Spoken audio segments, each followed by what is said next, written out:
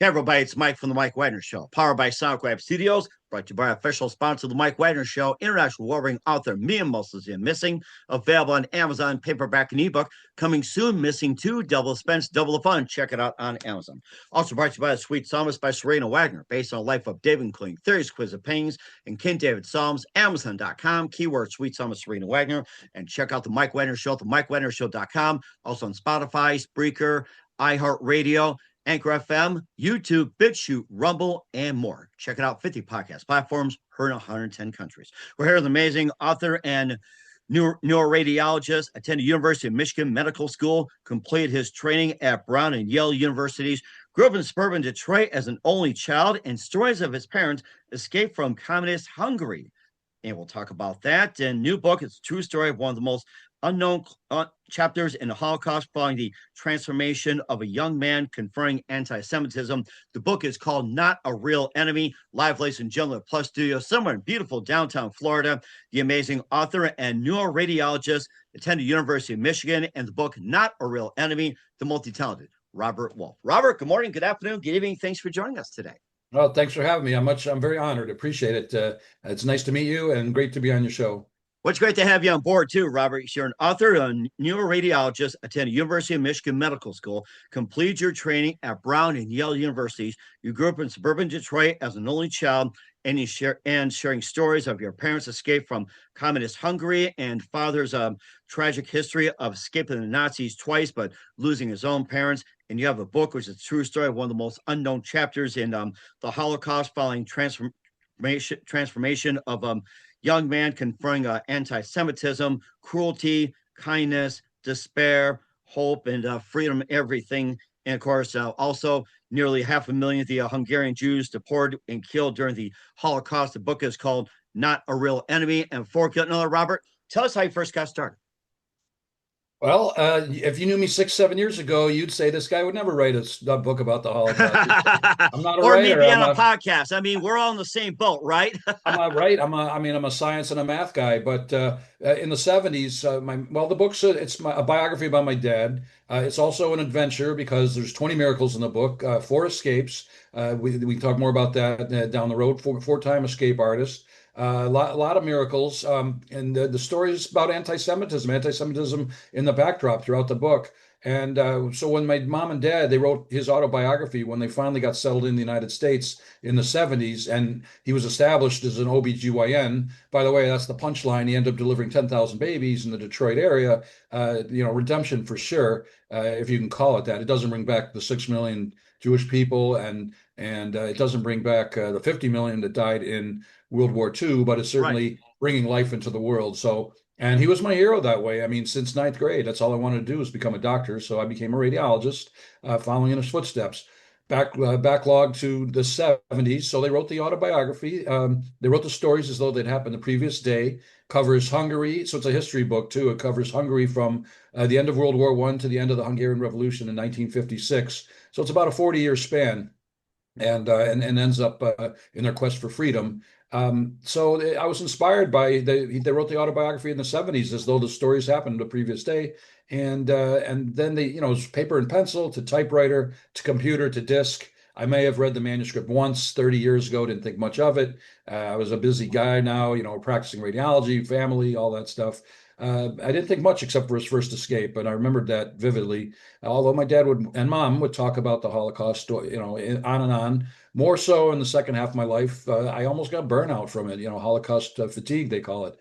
So, needless to say, Dad passes away in '97. Unfortunately, Mom passed away in 2016. A historian friend of mine hands me, it's now on a disc, and she says, "You've got to read this." Didn't think much of it at the time. Took a year to take care of my mom's affairs, and then I retired for a year. And a friend of mine, a radiologist, never burn your bridges, a good lesson there. An old partner said, "Look, we're short a radiologist. You want to work for us a couple of days a week, remotely from home?" And I did, and that brought me to the book. So as a radiologist, we have 2 screens. The left screen is the patient list or queue, and the right screen are the images. So between cases, the left screen was my dad's autobiography, and the right screen was me dictating his biography. So now we're at 2018, 2019, we finally finish. I moved to Florida. I'm not getting anywhere as far as queries. So I got a couple of beta reads in 2020, 2021, And one of them, another author, said, "Look, hook up with Janice Harper, who's my co-author, who is a miracle worker." So she took the project for a year and change. She's a book coach. She's a writer herself. She's an author. Wrote about Madagascar, of all places. Talk about unknown. Anyway, so the book became special. She turned it into instead of just A to B to C, she turned it into a special novel. Stories in and out of order, conversations, letters to and from home. And like my parents did, the sights, the sounds, the smells, the fear, very palpable in the way the story is formulated. And then bottom of the ninth shoestring catch, we got Amsterdam publishers to publish the book for us Oh, wow. with great enthusiasm. So this is where we're at. It's not an easy process. It's very different than training with science and math and anatomy. Being a writer, an author, a concert violinist, a rock band, any type of performer. It's a fickle and difficult business, but this is my corner of it for the last 6, 7 years, just kind of fighting anti-Semitism in my own way and doing a lot of programs, podcasts like this. Thank you. Book signings, book presentations, about 37 and counting, just over 100 podcasts, and 24 TV and radio interviews. I guess maybe I can call this a combination of a podcast and radio interview. I don't know. I or, don't know or how or it far could that's be going like to a get. TV broadcast or however you want to do it. I mean, you can combine everything: podcast, radio, TV. Some people convert to print, some people convert to a book and whatever. It's like, I mean, this is access 24/7, 365. Call it whatever you want. This is like the new media here, which is great. Absolutely, absolutely. So yeah, I was motivated by the stories, the miracles and the way the dad wrote his stories in such a sharp, well put together. He knew the history. Of course, we researched the history, both myself and my co-author, and we had a few historians review it to make sure it was accurate. And certainly things were tweaked, but we wanted to make sure that the book was bulletproof. Even the cover is a beautiful cover. And the guy that did it is Croatian. He was a little Meshuggah. He was a little eccentric. Did it all over online, over email. But for the money we spent, he did an amazing job. And the book's won 4 awards too, which another miracle in itself. I'm not the type for self-congratulations or to tap myself in the back, but it does mean that people in the know appreciated the quality of the work and the importance of the work. And I owe my team, not only my co-author Janice, but my friend Mark, who's been with me on the journey. He's helped me with the website and learning about socials and on and on and on. And it also doesn't mean much if it doesn't help me in the fight against anti-Semitism. I mean, awards are nice, but if it's not helping me with getting the message across, then it doesn't really mean much either. I also thought about it too with your parents being involved as well too. That my understanding that your mom was one of the main interesting participants in survivors of their show back from the 1990s. I mean, that was definitely work right there. Very, very important. Yeah, I mean, I don't know exact number of people that they interviewed, but she was one of them, and so she made the cut. I have a copy of that disc. I need to look at that again before discs become obsolete too, But yeah, she was a part of that. And my mom and dad were both, especially my mom. She was a big Holocaust educator, and they were very active and respected in the medical community, the Jewish community, the general community, and she talked a lot about history, and not only the Holocaust, but also the communists and repressive regimes in general. For the Hungarians, they didn't get a break for 100 years, and even now, I'm questioning the rise of anti-Semitism. Is Orban friendly to the Hungarians, to the Jewish people? Because a lot of people weren't. Never mind Hitler and the Arrow Cross, for example, the police, Hungarian police, kind of like the Gestapo, worse to the Jews than the Nazis themselves, and well documented, very horrible stuff. I was just thinking about it too. Talk about Hungarian Jews enduring this torture for 100 years. How do you think this torture compares to other European countries, like in England or like in Scotland or France or, of course, Germany, or say with let's see, Finland or Sweden, or any of the Jews residing in those areas? How much torture do you think compares to the other countries the other Jews were in as well, being persecuted the Holocaust? Well, if you're talking about if you're talking about world, because I was thinking when you mentioned all these countries, I'm thinking about today after October 7th, because what's going on today is certainly comparable with what happened in Europe in the 30s. Now, maybe it's not to the same extent or the same scale, but it certainly could turn quicker than that. And for us, it's Judeo-Christian enemies because it's the people that are the enemies now are the jihadists, the extremists. So back then, as far as statistics, I believe, and don't quote me, I think Poland and Russia had more people murdered during the Holocaust, and I think Hungary was third or fourth. Oh, Uh, wow. Okay. and it was all in a matter of months. It was an accelerated genocide. I mean, and this happened in 42 also when the Germans were seemingly losing the war or getting drilled. That's when their charge became accelerated to murder more people. And so, unfortunately, for Hungary, and, they were almost through the end of the war. But my dad was taken away to the forced labor camp in 43, and a couple months later, soon his parents were taken to a ghetto, a collecting place in their hometown, and then they were all hauled off to Auschwitz. So, and many were killed immediately. My dad knew my parents their destinies in Auschwitz from another witness that he met months after the war had ended. It's another miracle how we found out. So, I mean, it's bad closure, but at least it's closure. And the good news was, I mean, I can't say it's good news, but his mom didn't have to suffer. She was taken right away to the gas chambers with an orphaned child, unfortunately. And then his dad died about a week later, probably cholera. He was assigned to clean out the stool, the latrines from the bunks. Oof. Really not because he was a doctor. He said, "Well, I'm a dentist. I could be useful. I'm a doctor," and that's the best he got. So really not, really harrowing stories. But if it were me, it'd be better than starving for months and being tortured and slave labored and humiliated. We've been talking about humiliation a lot in this journey too. Mhm. It's a part of it. Nobody It, deserves that, of course. it made me think too about the treatment the Hungarian Jews have endured as well too, comparing Poland, Russia, and all that. Why were the Hungarian Jews were sort of targeted? What was the extreme hate about it? Well, I don't know if it's singled out to Hungarian Jews. It's just Jews in general. I mean, if you were a Jew, you were screwed. And it wasn't just the Nazis. Even after World War I, Admiral Horthy was in charge, and the Jews thought that he was not friendly to the religion, to the race. And then there's the Red Terror, the White Terror, pro-communist, anti-communist. You need a program to keep track. But no matter what, the poor people in that country thought, you're a Jew, you're screwed. I mean, they didn't. There was nobody that was friendly to them. And then, of course, the rise of fascism. And then even after the communists took over, they couldn't have Jewish weddings, very, very strict, very repressive. And it was true in Poland as well. All the Czech Republic, but then Czechoslovakia, Romania. So, it brings up another good point. If the United States had rescued Hungary rather than Russia, I probably wouldn't be here. I would have been raised in Hungary, a democratic society, and if I was lucky, get into medical school there and live there all my life. But Mhm. that's not what happened. You talked about U.S. Saving Russia instead of Hungary as well too. What was the basis behind U.S. coming in to save the Russians, Jews instead of Hungary? Just made me think of it.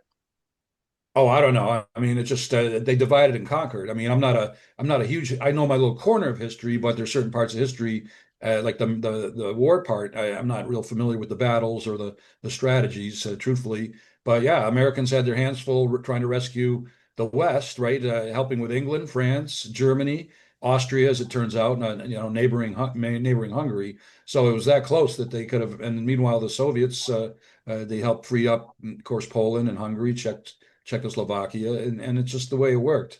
And then in the East, in the Pacific, I should say is it the Pacific East or West? I don't know. Obviously America, but we had our allies, of course, too. So Italy bailed early, and that's about that's a bit. All of Europe got hit. And I was just came from Corfu, for example, one of the Greek islands. 2,000 Jewish people died at Auschwitz. They were hauled Wow. all the way from the Greek islands all the way to Auschwitz, if you can believe that. So it's an eye opener.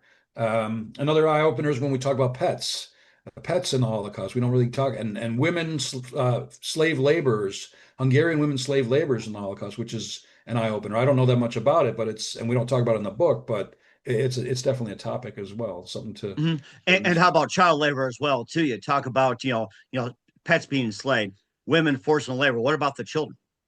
No doubt about it. We've all seen Schindler's List, and you see what that's about. The same kind of I've thing. seen that. I was just It's couldn't bear to devastating. watch. That movie, if my dad's story ever became a movie, it would be Schindler's List on steroids because the escapes would make it even more so. But seeing that movie after doing this book versus before it, there are so many comparisons. And I talked about this a few weeks ago with another host, and we compare a lot of the stuff that very comparable with 1941 Poland with what happened in 43, 44 Hungary. But yeah, child labor was a part of it. Clothes, collecting suitcases and collecting the bric-a-brac out of the suitcases, saving whatever, all kinds of things. They were put to work. My dad was a kid when he was in forced labor camp. He was what, 21, 22, never lived outside of the house, never worked, had to work manual labor or hard in his lifetime, and all of a sudden he's put into a forced labor camp. So that saved his life because he was useful, because he was a young man who could work. And 5% of those slave laborers survived, which is a remarkable number if you think about it, because thousands have been. So my dad was one of them because he was on the run or hiding at the end of the war. So he was not. The rest of them, unarmed, were treated as POWs. So just because they were a part of the paramilitary, very Mhm. sad. And of course, your dad had those four escapes and 20 miracles and everything like that. We'll cover some of those with Robert Wolf of the book, Not a Real Enemy. But first, listen to The Mike Wagner Show, the MikeWagnerShow.com, powered by SoundCloud Studios. Visit online at SoundCloudStudios.com for all your needs. Look at a professional website without breaking a budget. SoundCloud Studios is the answer. SoundCloud Studios offers fast, affordable custom web designs that blow the competition away. Call today, 1-800-303-3960. That's 1-800-303-3960. Or email to support@sonicwebstudios.com. Mention the Mike Wagner Show. Get 20% off your first project. Sonic Web Studios. Take your image to the next level. Also, time to give official shout out to our official sponsor of the Mike Wagner Show, international warring author Mia Molson-Zia. If you love fast-paced mysteries, you'll love Missing by Mia Molson-Zia, available on Amazon, a paperback and ebook. Missing is fast-paced and intriguing with an unforgettable twist. Takes place in 4 countries, 2 strangers, 1 target, where truth is illusion and those will love you to first go missing. It's available on Amazon, a paperback and ebook. Missing by Mia Molson-Zia has got great reviews. And Evil Evan enjoys by Howard celebrities, including Joe Cassie, Forrest Riley, and many others. So grab your copy today, for It Goes Missing by Mia Molson-Zia, available on Amazon. Coming soon, Missing 2, Double the Suspense, Double the Fun. Check it out on Amazon. Also brought to you by A Sweet Psalmist by Serena Wagner, based on the life of David, including theories, quiz of pains, and King David's Psalms. The Sweet Psalmist gives a new perspective of David through the Psalms he wrote as the time of their shepherd where it started, and complicate yet turbulent relationship with King Saul. It's a story of love, betrayal, repentance, hope, and more. Check out The Sweet Psalmist by Serena Wagner on Amazon. Keyword Sweet Psalmist Serena Wagner. Also, check out the Mike Wagner Show at themikewagnershow.com. 50 podcast platforms, 110 countries. Follow us on Facebook, LinkedIn, Instagram, Twitter, TikTok. And for great gift ideas like t-shirts, pop sockets, throw pillows, tote bags, hoodies, Amazon.com. Keywords, the Mike Wagner Show podcast. And for more great gift ideas, Amazon.com/Mia Molson-Zia. Great books, merchandise, and more. And follow the Mike Wagner Show on Spreaker, Spotify, iHeartRadio, Anchor FM, Apple Music, YouTube, BitChute, Rumble, 50 podcast platforms in over 110 countries. Check it out today. We're here with the amazing author and neuroradiologist, attended University of Michigan, Robert Wolf, here on the Mike Wagner Show, and the book Not a Real Enemy, and covering your dad as well too. 4 escapes and 20 miracles, and talk about one of the 4 escapes as well. We'd like to hear about it. I'd be happy to. Well, his first was definitely harrowing, and it was toward the end of the war. My dad just had a foot infection, and he went to he had to walk to the hospital, which is who knows how far away, hours and hours. Walk to the hospital. The cleanliness in the hospital was horrific. The doctor who saw him said to him, "Well, it doesn't really matter if I treat your foot or not. You're going to be dead soon." That's what I can you imagine your doctor actually saying that to you? So that's Probably for insurance purposes nowadays, or avoid malpractice. right. It's 2 options, unfortunately. Yeah, no, yeah. Now you got a 20-page. You get these 20-page contracts that Oh that nobody God, wants to don't get read me or on. can't understand, even if you do Ugh. read it in microprint. Anyway, there was none of that. It was just men and marching. So he gets back to the in the middle of nowhere, Carpathian Mountains, and it's cold. It's winter, and he and his friend Frank, who had been with him in the forced labor camp throughout, and they've been to multiple spots, and it was very harrowing. Getting urinated on while digging ditches, getting shelled at by Russian planes, even though these guys were unarmed. Some of the stories of the people getting injured. A musician, for example, very sad, tragic story, professional musician. Needless to say, they thought that they were on the death march. There wasn't a lot of information, but they thought they were on a death march. we all know about them from Okinawa and the Pacific, but we don't talk about them for these forced labors. So they really thought so. They had about a 3 day window to escape, to get off, and they marched in line and they waited till dusk, and then boom, they took off like on the count of three. And Chris Berman rumbling, stumbling, bumbling in the wintry thicket with just maybe a backpack, and just getting the hell out of there so that they could hide somewhere in the shrubs in an area that they didn't know at all in the mountains. So a third guy follows him. He wasn't part of the plan, but a third guy follows him. He gets caught. And can you imagine hiding in the thicket and hearing the guards beating him, and the dogs barking, and you got away, and this guy didn't. It turns out this guy survived, though, if I remember correctly. They Wow. found Okay. out after the fact. So amazing that they didn't kill him, and that. So, and he and his friend Frank, they were supposed to split up. A little miracle about that story too, but they ended up meeting back up after escaping and hiding for hours in the dark in the shrubs. Finally, making their way down the mountain, find the railroad tracks, head toward Budapest, which is scary enough because we talk about the end of the light at the end of the tunnel. Well, what is that? I mean, you escaped. You're free for 10 minutes, but you don't know where your next meal's coming from. You don't know where you're going to be sleeping. You don't know if Right. you're going to have a job. You've got the stupid yellow bands on, so you could get hunted anyway. Every time a train goes by, you've got to hide, and you're pretty much hiding till the end of the war. But and also with that, they didn't know if it depended who won the war, if the Germans or the Hungarians or the United States.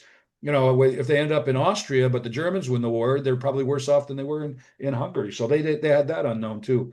Amazing story, and they got away from they and then they got double crossed once in Budapest. They had a lot of friendly people helping them, but not everybody. So some truck driver uh, takes them. He double crosses them. He takes them to what they call the dog pound, where they collected escaped forced laborers. So now they're imprisoned again, and they're thinking they're going to die or get tortured or get sent back to a place that was worse than they were. They escaped. It was right. It was unbelievable, that story. The split second timing, brains and balls. Sorry, it's that's what it was, and the luck of the Lord, and they got out and right in front of Nazi headquarters between guards. Amazing escape, and that one I forgot about the first time I read it. And then once when he was a med student under communist Hungary, he was tired of the communists.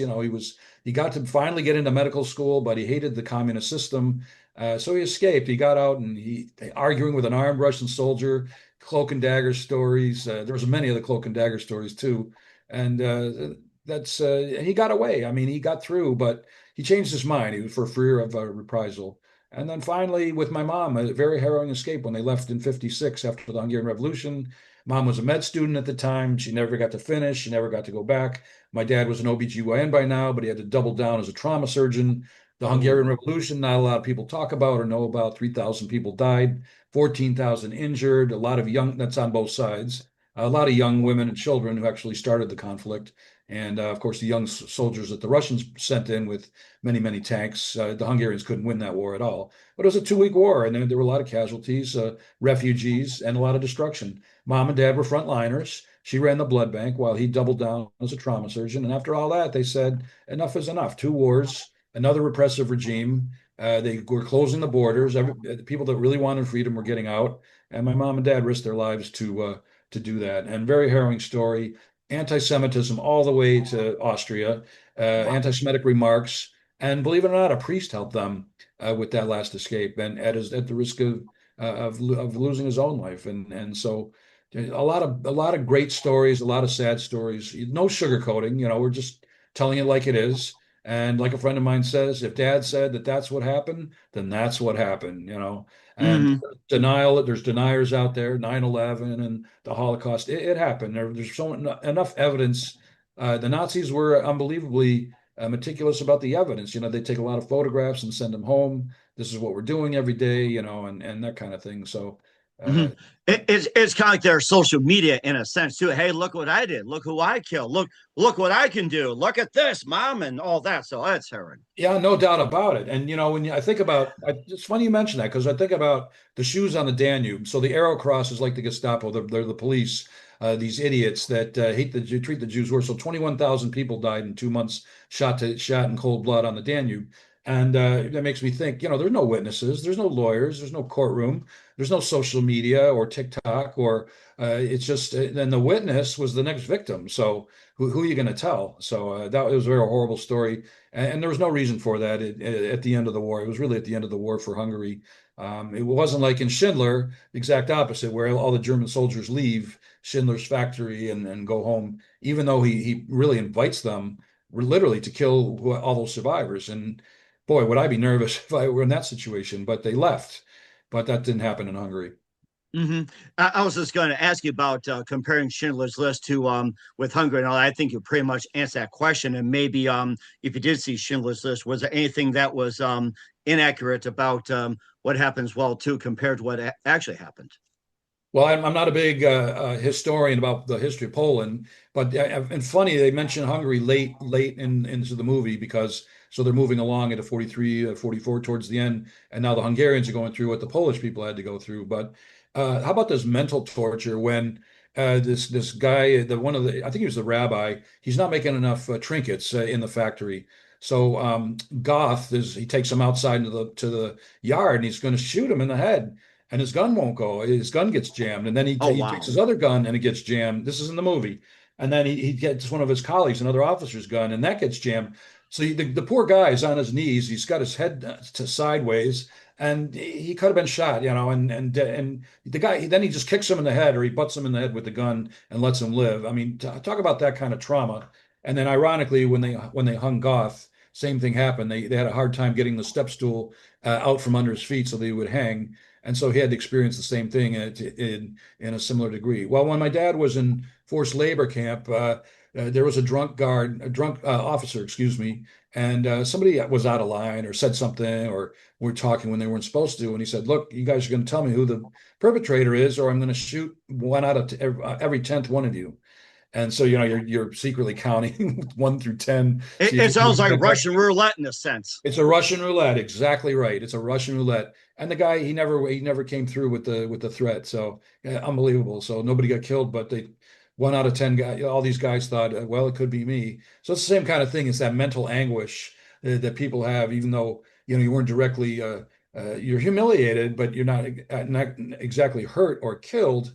But that's something I would take with me for a long time. Hmm. Another thing about Schindler is the in the gas chambers. The scene when they think they're in the gas chamber, but they're actually in a big shower. And I picture my grandmother going into the chambers, and they drop probably cyanide gas, and all you see is a little hole, and you're gone in a couple of minutes. I mean, and so that it's hard. When I visit the Holocaust museums, I can't even get into those trains because I feel it. It's just it's a different type of claustrophobia. It's Oh. something that I can look in them and I can look at the pictures and read the history, but for me, the trains are another thing. And that's a scene that kind of sat Oh. with me. And made me think of Schindler's List. They're literally stripped of everything and stripped of humility, just stripped all over. I get these images like, oh my gosh, you know. Well, that's not right. And so were my parents. They lost their house, they lost their belongings. Along this journey, I don't know if I got the right number, but at least 150,000, or maybe it's 350 pieces of art stolen from Hungary, which is Wow. it's unreal. Some of it got recovered, a lot of it didn't. Financial retribution, I mean, that's still going on. My mom had a little bit of that from the German government and from the Hungarian government. It wasn't that much, but I'm sure for my mom, it was a huge personal victory, because she was in hiding the whole time throughout the war. So she was lucky to survive, but not as exciting as my dad's story was, but certainly fearful. She was a young kid. My dad was 21, 22. She was 10 or 11 at the time. So Oh wow. Okay. yeah, during the war. Yeah, they were 11 years apart. So That's a big difference as well. And of the four escapes, what was the escape that got your dad and mom into the U.S.? that was the fourth escape yeah, they were closing down the roads. There were Russian planes overhead with lights on and flares and everything to see. The Russians weren't stupid. They knew people were trying to leave. Uh, Okay. so they were chopping down big trees to block the roads. But one of their nights, they were trying to escape, and there was a baby crying. And my dad had some sedation, and he gives the baby sedation with the parents' permission, and it works for like an hour. And then the baby's got this paradoxical, the crying and the screaming. So they had to cancel a night. I mean, and they weren't gonna, they couldn't take the chance. So then the next night, they attempted to escape again, and this time without the kid. But another miracle, they found out, I don't know how, after the fact, that kid and the family made it, and they escaped and got through. And not everyone went to the United States. Some stayed in Europe. A lot went to Israel, Canada, Sweden, Scandinavia. Another great little story. The priest that helped them, my mom and dad, sent the parish money once a year at Christmas time, in Nice. thanks of him helping them. And I think that's a great story. And then one day they got the check back, or a letter saying that the man had passed away. So another great story too. So Hmm. uh, border guards they had no money to get to Vienna. They say, look, they bribe the border guards with bottles of rum, 2 bottles of rum, and They'll so the say, guys get "Yeah, we go," and then so they songs. get drunk, yeah, and they're talking about how Hitler was good and all. They're more anti-Semitism. And my mom and dad, believe me, they wanted to argue with them, but they knew better. Why you've gone this far? Let's just get the hell out of here. Let's go. But they convinced them to lend them some money so that they could just get the train or the bus, just so they can get into Vienna. And then they were good. My mom's stepfather waiting there for them, and they did. They actually, and my mom and dad paid them back. So it's part of integrity, which we talk about in the book presentations: determination, hope, integrity, fear, freedom, and obviously, and ultimately, determination and what was the word? I'm blanking on the last word. It'll come to me. I already I, mentioned it. I'm sure it will. And what was the city in the U.S. that your mom and dad end up in? Of course, you had the immigration wave from Europe. They all end up in Ellis Island. What was the city in the U.S. that your mom and dad end up in? The first city. You know your history. So yes, same thing. They end up in New York City, Ellis Island. She met her father, her estranged father, already divorced and remarried to save the family name during the Holocaust and afterwards. And he was in Providence, Rhode Island, but he drove to New York City to meet them. The red tape was relatively benign because my mom was a med student, my dad was a doctor, and he picked them up in New York City. And that part two of this book, the story would be from Vienna till probably the 70s if we ever do that, but it won't be as important as the book we did. But Mhm. strange, she hadn't seen her dad in 18 years, and they had a flat tire, which is a funny story. And I mean, I wanted to end the book with that they just looked at the flat, because now, like in the Florida roads or in the New York roads or whatever, a flat tire would be just a devastating, your day is ruined, right? Because it messes up. But for them, after everything they went through, a flat tire, I don't think there was AAA in the 50s. Maybe there was, but they took care of that. So, and then they went to Providence, Rhode Island for a while, and it was hard for them. They didn't speak much English. They were bored. They weren't getting along with the new wife, and they didn't know where they were going. So, believe it or not, my dad got a residency at the Beth Israel, a Harvard affiliate, which I couldn't get into any Harvard residency in any specialty. But it's Mhm. amazing. She's taking, elementary school and high school English, redoing his residency in OB-GYN in Boston. So they moved to Boston. And then when they were done, there were no jobs in Boston, late 50s, early 60s. So they ended up in Detroit for a couple of years. And then in 62, they came out to suburbia. They saw the urban blight coming. They saw the uprising of the unrest. And I'm sure they weren't afraid, but it was like, really, do we need more civil unrest and riots? We've already seen it. Right. Yeah. And of So they course, got the hell out. Yep. especially with all the the the African Americans from the South coming up to Detroit in the first place with better opportunities because the cotton industry had pretty much dried up and Motown started and everything like that. And about your dad, being OB later establishing further in the U.S. How was that system compared to Hungary and comparing to U.S. in terms of education, the health and situation and everything like that? How did it compare to Hungary to U.S. with his OB experience? Well, that's such a great question, and that'd be an hour answer. But first on that, the cotton versus the automotives. Then in the 70s, we had the recession because the oil industry was booming and the car industry was being replaced with the Japanese and then later the Korean. So that's part of Detroit. That was part of Detroit's problem. Obviously, I still consider myself a Detroiter. One thing I got to say about the healthcare, and I can't speak for OB-GYN, but my dad was well regarded as an excellent surgeon. So whoever trained him, and he loved delivering babies, and he would have worked till the day he died. So whoever trained him in Hungary really knew what they were doing because now the technology has always been ahead in the United States and even more so now. But with that has been healthcare expenses, of course. The hospital that he worked at, it was my dad being Jewish, ironically, it was St. Mary's, so it was a private Catholic hospital that had its own church, had its own monastery and nunnery. It was an amazing place.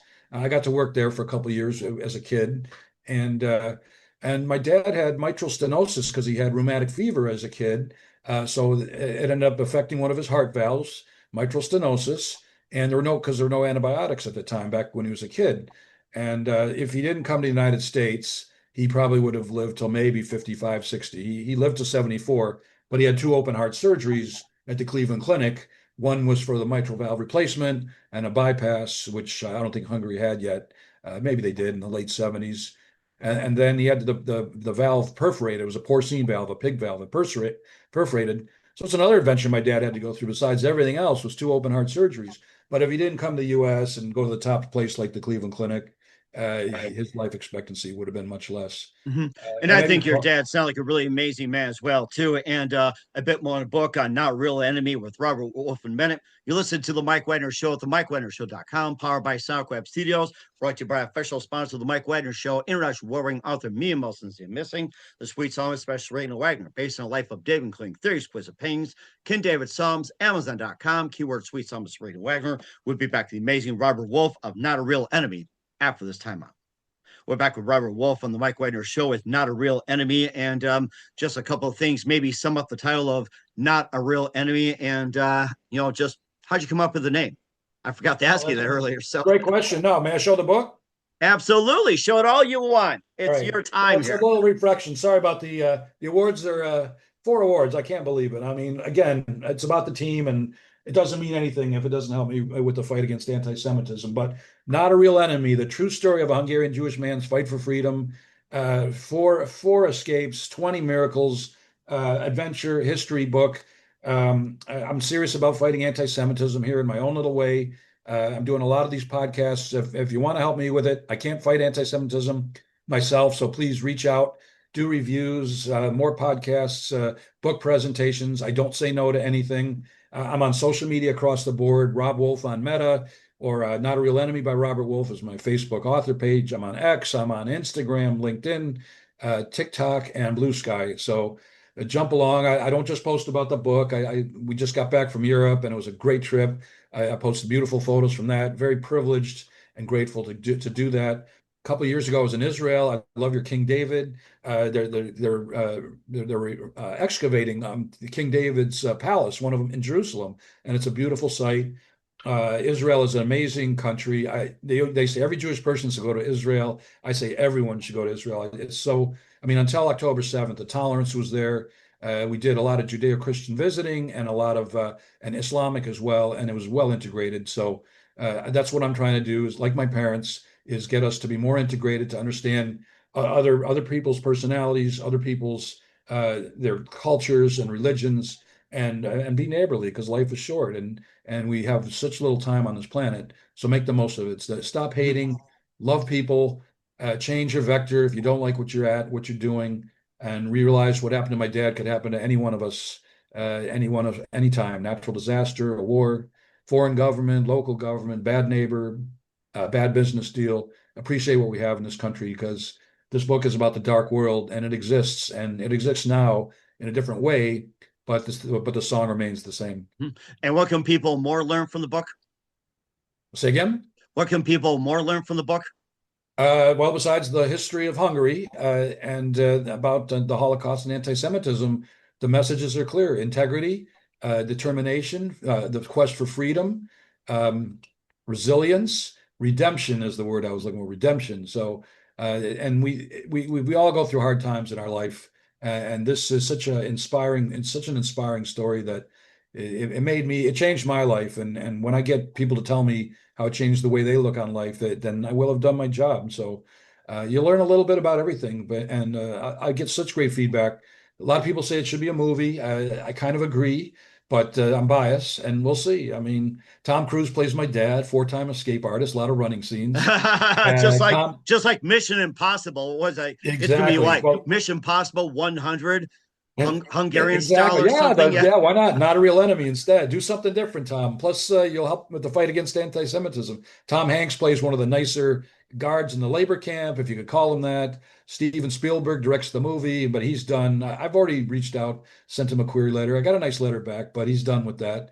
Between Schindler and the Shoah movie, and I don't know. It's been a journey that I never thought I would be on. It's been a great learning experience. It's wonderful meeting new people, and I highly recommend that too.